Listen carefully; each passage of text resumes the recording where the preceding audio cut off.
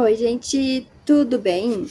Como vocês estão aí? Aqui tá tudo bem e eu espero que vocês estejam bem. Hoje eu vou começar uma saga,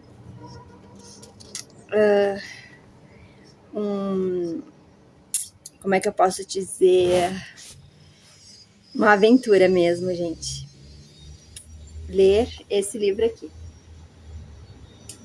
indicado por Edinaldo Emanuel. Ele diz: leia esse livro pra gente, vai durar o ano inteiro, mas vai ser tão bom. Então vamos lá, né, gente? Os Bebês de Aust. O Dr. Josef Mengele havia parado na frente da professora de eslovaco de 28 anos, que tremia, nua, constrangida, em campo aberto. Poucas horas depois de chegar a Austin II, no Birkenau. Era outubro de 1944. Prisca, com um pouco menos de 1,5 metros de altura, aparentava menos idade. Estava acompanhada por cerca de outras 500 mulheres nuas. Algumas se conheciam. Todas eram judias e pareciam tão perdidas quanto ela.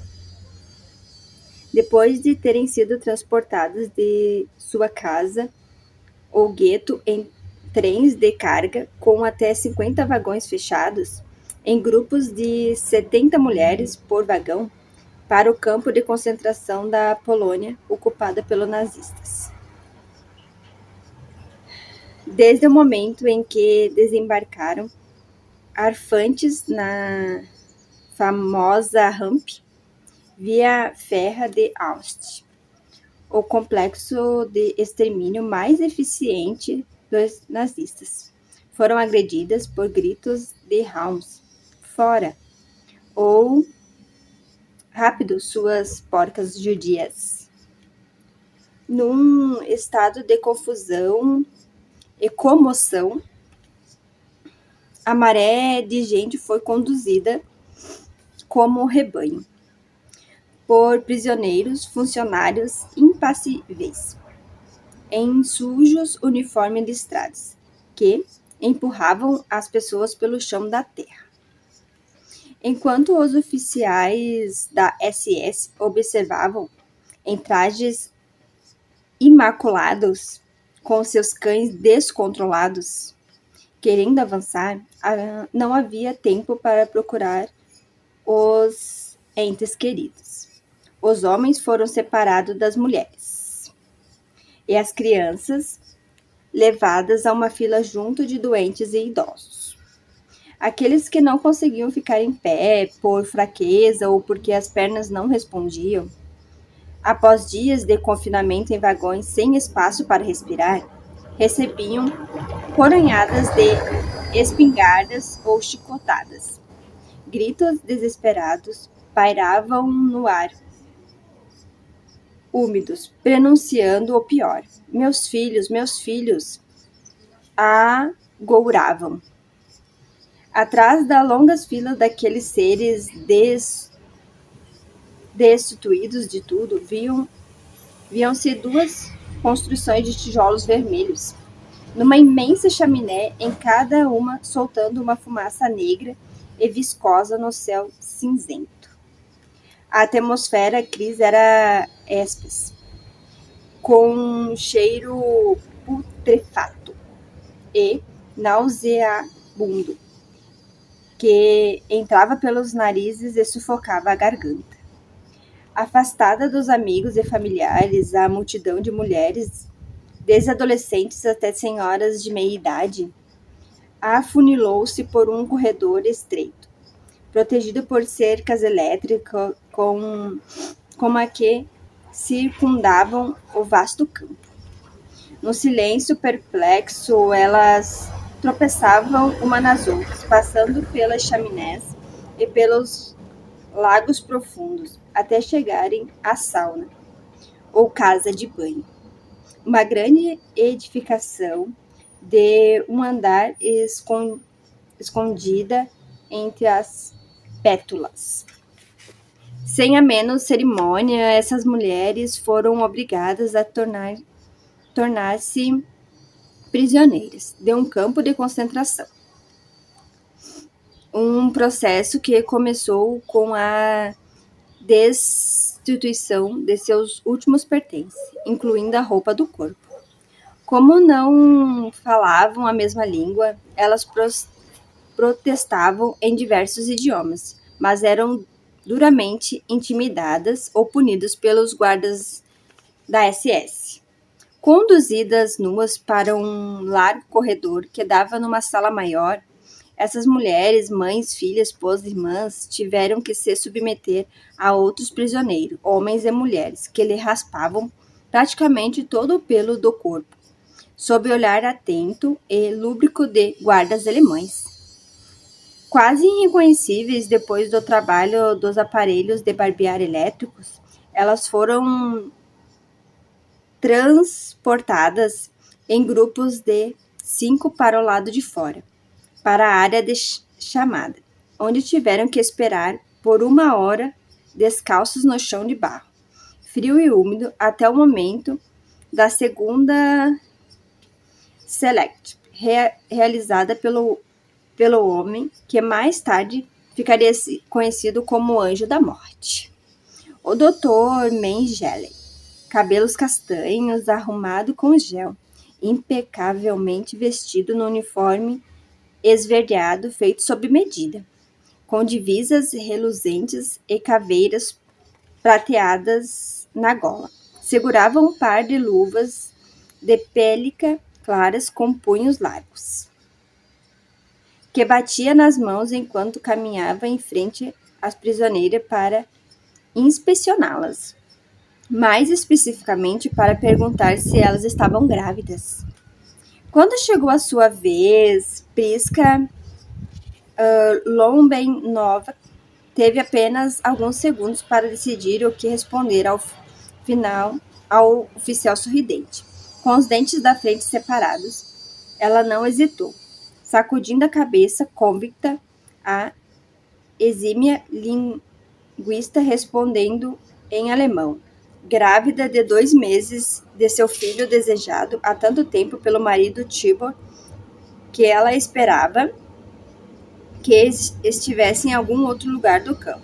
Priska não sabia se dizer a verdade, poderia salvá-la ou condená-la junto com seu filho a um futuro desconhecido, mas conheceu que estava diante do perigo. Com um braço protegendo os seios enquanto o outro cobria o que restava dos pelos pubianos, ela rezou para que Mengele acreditasse em sua resposta firme. O oficial da SS, de olho sutil, parou em um instante, citou o rosto da jovem e continuou caminhando. 3 mulheres depois, apertou agressivamente os seios de uma moça que se encolhia. Algumas gotas de leite entregaram que ela estava grávida pelo menos 16 semanas, e ela foi arrancada da fila. Há um estalo de luva para o lado esquerdo, indo se juntar a um grupo de mulheres grávidas que tremiam de medo num canto. Nenhuma daquelas mulheres assustadas sabiam, daquele momento, que uma direção significava vida e a outra poderia conduzir a um destino muito diferente. Que, enfim, terão levado as mulheres escolhidas por Mengele naquele dia, ninguém sabe. Joseph Mengele representou o maior risco de todas as curtas vidas de Priska até ali, mas ela nem imaginava o que estava por vir. Nos meses seguintes, a fome tornou-se seu maior inimigo. Embora fosse o final menos provável para seu sofrimento. A sede, prima irmã da fome, seria um tormento igualmente cruel durante o tempo em que passou nos campos. Além da exaustão, do medo e das doenças, mas foram as carências de alimento torturantes, dolorosas de seu corpo de grávida que quase a destruíram. Por mais perverso que possa parecer, O que ajudou Prisca a superar os momentos mais pavorosos de fome foi a lembrança dos instantes em que cobiçava os doces na vitrine de uma patisserie, a caminho da escola. Antes de entrar e se lambuzar com algumas guloseimas, como uma baque de canela, por exemplo, a recordação daqueles prazeres na confeitaria de Zapli Morav resumia bem na sua idílica infância no local que hoje representa o extremo sudoeste da República Eslovaca. A cerca de 100 quilômetros de Bratislava, a região onde Briska foi criada era conhecida pelos garimpos de ouro. E o nome de um de seus rios, o Zak, vem da palavra ouro em eslovaco. Morac Dourada era uma cidade quase tão próspera quanto seu nome indicava, com uma igreja imponente, escolas e ruas repletas de lojas, cafés, restaurantes e um hotel. Os pais de Briska, Emanuel e Paula Rona, dirigiam um dos cafés Frank mais conhecidos da cidade, um lugar bastante badalado, em torno do qual girava grande parte da vida local. Num ponto privilegiado, bem na praça central. O café tinha também um pátio muito agradável. Emanuel Rona encontrar o negócio para alugar no jornal em 1924, quando ele já beirava os 40 anos de idade. Com o intuito de fazer dinheiro, tomou a ousada decisão de se mudar com a família, trazendo mulheres e filhos da remota cidade de Strop, a 200 quilômetros dali, situada nas montanhas do leste, quase na fronteira com a Polônia. Briska, nascida num domingo, dia 6 de agosto de 1916. Tinha 8 anos quando se mudou, mas voltava com a família a Strock sempre que possível para visitar seu avô materno, o viúvo Davi Frank, dono de uma taverna conhecida por redigir panfletos polêmicos. Em Zelat Moraz, o café da família Prisca contou mais tarde era uma graça. Sempre lindíssimo devido ao trabalho incansável de seus pais e de uma equipe dedicada de ajudante. Todas as mulheres. O café tinha um salão privado que a mãe chamava, com orgulho, de Chambre Cabaret, no qual 8 músicos de ternos pretos tocavam para clientes sempre que ela puxava uma cortina. Tínhamos excelentes músicos e dançarinos. A vida na cafeteria era importante na época. Tive uma juventude maravilhosa. A mãe de Briska, 4 anos mais nova do que seu pai e uma cabeça mais alta do que ele. Era muito bonita e ambiciosa, tendo adotado a tradição sufixo eslovaco. Após o casamento, Paula Ronova comprovou ser uma excelente esposa, mãe e cozinheira. Era uma mulher extremamente que falava pouco. Era uma mulher extremamente decente, que falava pouco, mas pensava muito. Minha mãe também era minha melhor amiga. O pai de Briska, por outro lado, era um disciplinador estrito, que conversava com a esposa em alemão ou indígena, quando não queria que os filhos entendessem. Briska, que sempre teve facilidade em aprender idiomas, entendia tudo, mas não dizia nada. Embora não fosse um praticante zeloso da fé em que nascera, Emanuel Roma se preocupava com as aparências e levava a família à sinagoga, nos principais feriados judaicos. Era fundamental que eu me comportasse direito por causa da cafeteria, disse Brisca. Devíamos ser uma boa família, bons amigos e bons admiradores. Os clientes não apareceriam. Brisca, batizada de Pirosca ao nascer, era a quarta de 5 filhos.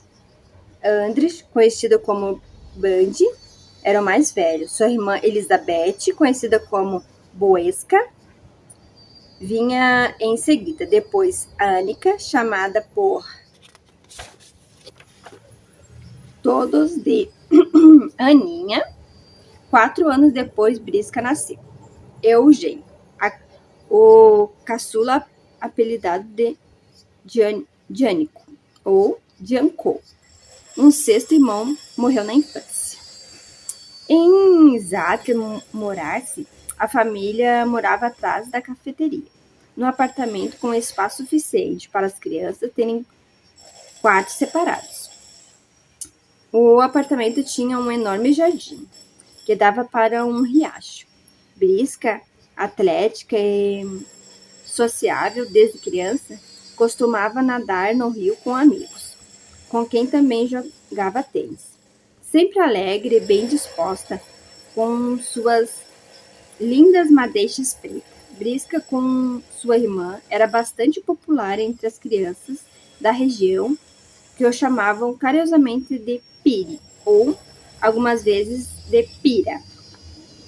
Não me importava se eram judeus ou gentios.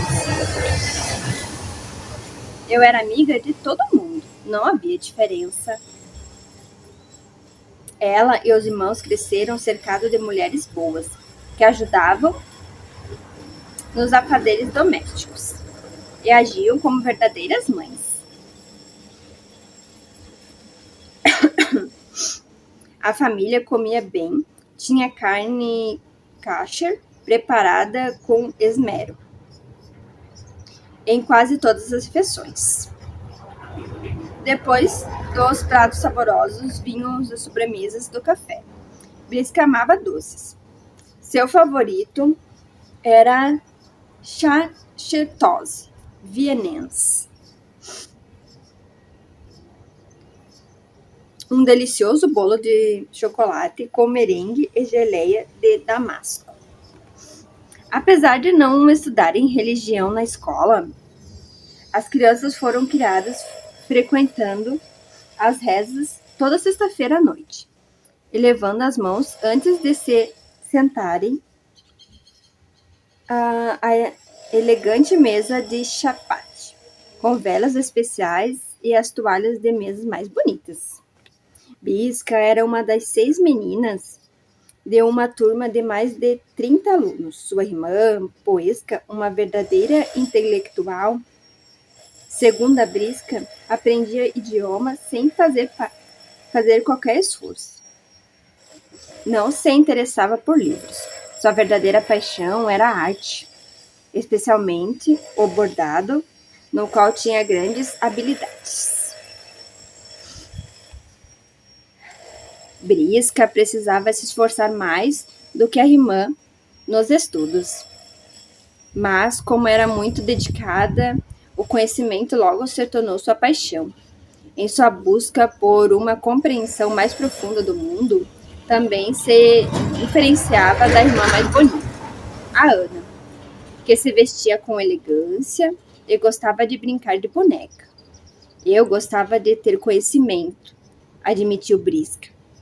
Fascinada pelo cristianismo desde cedo, costumava entrar escondido no cemitério católico de Zaatke-Morasse, na volta da escola para casa. Admirava, sobretudo, os túmulos e mausoléus imponentes e sempre se mostrou intrigada com a questão de um novo advento, inventando histórias a respeito, imaginando como seria a vida deles. Paula, sua mãe, incentivava seu desejo de aprendizado e ficou muito orgulhosa quando ela se tornou a primeira filha da família, Ronan, a frequentar o colégio de ensino médio da região.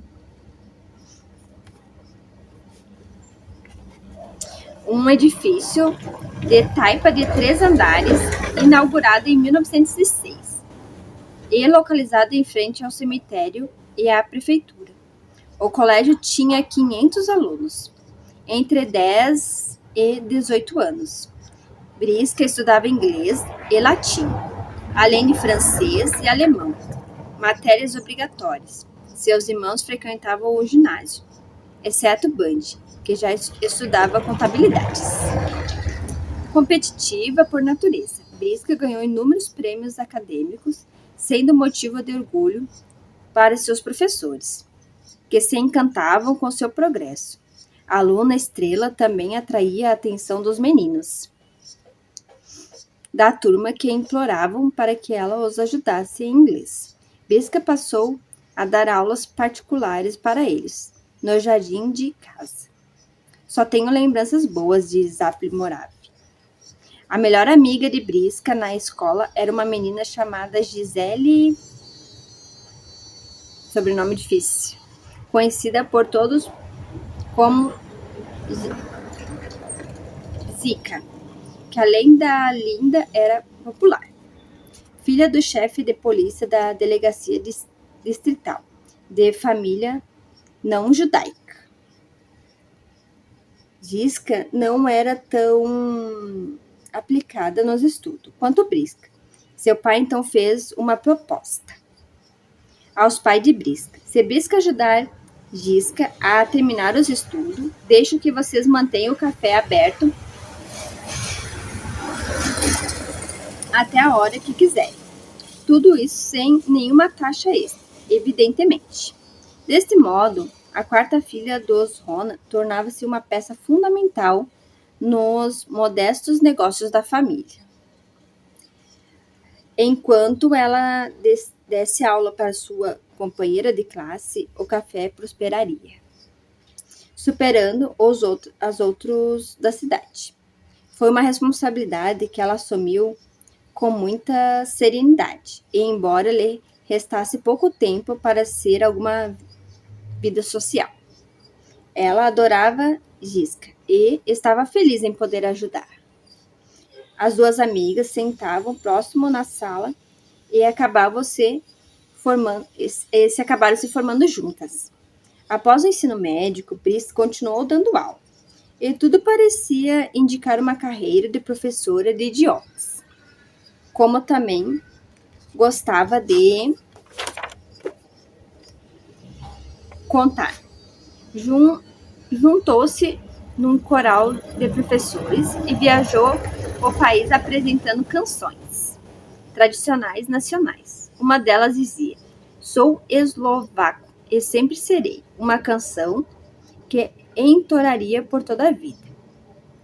Zap Morav e Brisca era muito conceituada, sendo cumprimentada por todos que encontravam na rua.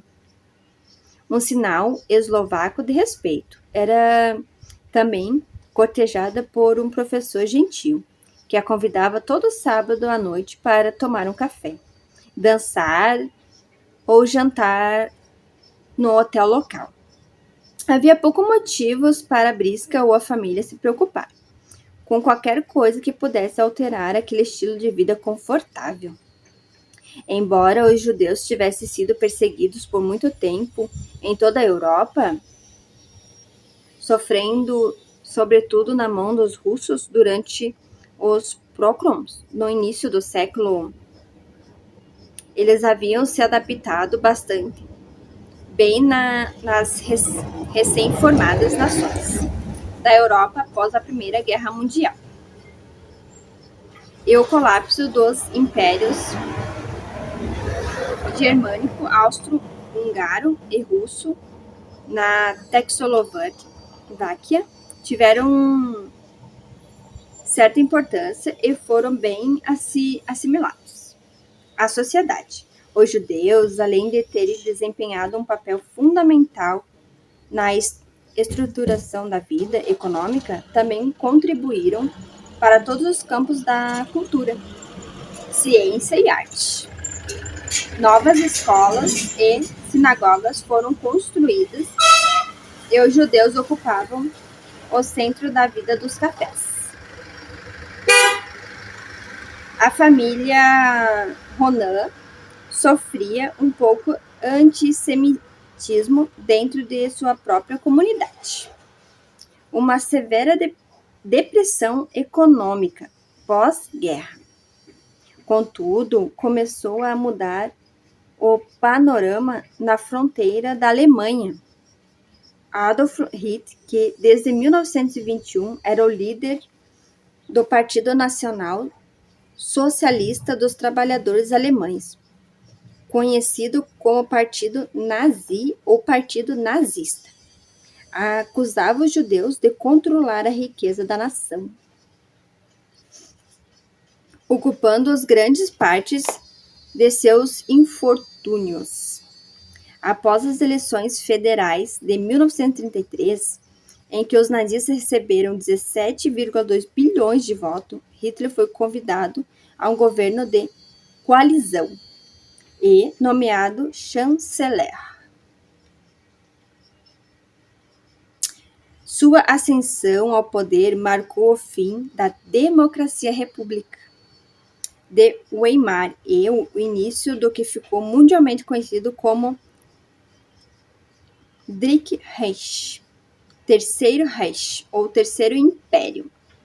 Hitler, em discursos exaltados, denunciava o capitalismo e condenava aqueles que haviam se aliado aos bolcheviques, comunistas, machistas e ao Exército Vermelho Russo, para participar da Revolução, tendo escrito em seu manifesto autobiográfico de 1925, Mein Kampf, que a personificação do diabo como símbolo de todo mal toma a forma do judeu em carne e osso.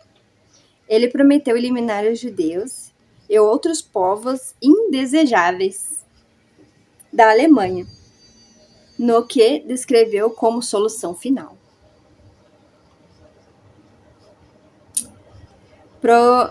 Programando sua nova ordem. Para combater o que muitos alemães viam como injustiça do pós-guerra, Hitler incentivou a perseguição aos judeus pela tropa de assalto, a milícia paramilitar nazista, também conhecidos como camisas pardas, que boicotavam seus negócios, bem recebido pela doutrina juventude hitleristas, seus gritos de guerra. Viva a vitória! Escoava por todo o país, vindo de Berlim, num período de tempo relativamente curto. Hitler parecia estar cumprindo suas promessas, obtendo uma recuperação econômica que só aumentou o apoio da sua política. Impulsionou por esses sucessos, o governo começou a implementar uma série de leis para excluir os judeus da vida política, econômica, social do país. Livros de judeus degenerados foram queimados, não arianos foram expulsos das universidades e judeus de fama internacional, incluindo Albert Einstein, tiveram que se exilar. Como o aumento do antissemitismo alemão, sinagogas foram destruídas ou queimadas, muitas vezes com judeus presos ao lado de dentro. O chão das cidades cobriam-se de estilhaços de vidro e as janelas dos negócios judaicos foram marcados com a estrela de Davi. Aos longos ofensivos, os gentios, batizados de arianos pelos nazistas, eram encorajados a entregar os judeus e, numa atmosfera de traição e falta de confiança, os judeus que conviveram lado a lado com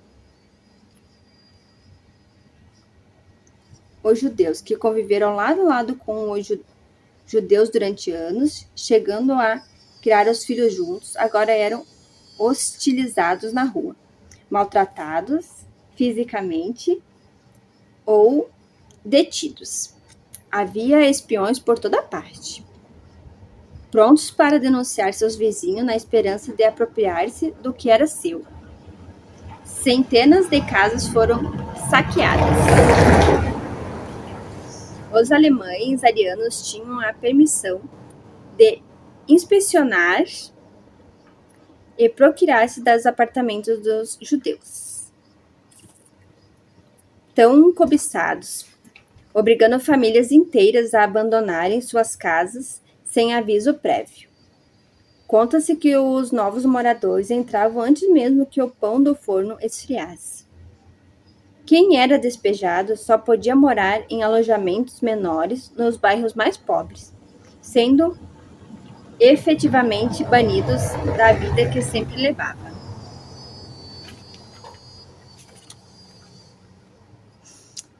Vou parar aqui, gente, que já deu meia hora de vídeo. Então, amanhã ou daqui a pouco eu leio mais um pouco, tá? O que vocês acharam até aqui? Só tá começando, né? Como a gente vai acostumando com as coisas, né? Com as coisas más da vida. A gente vê uma coisa ali, tipo, fica sem reação e vai virando um bolo de neve, né? Quando vê, acontece coisas bem piores.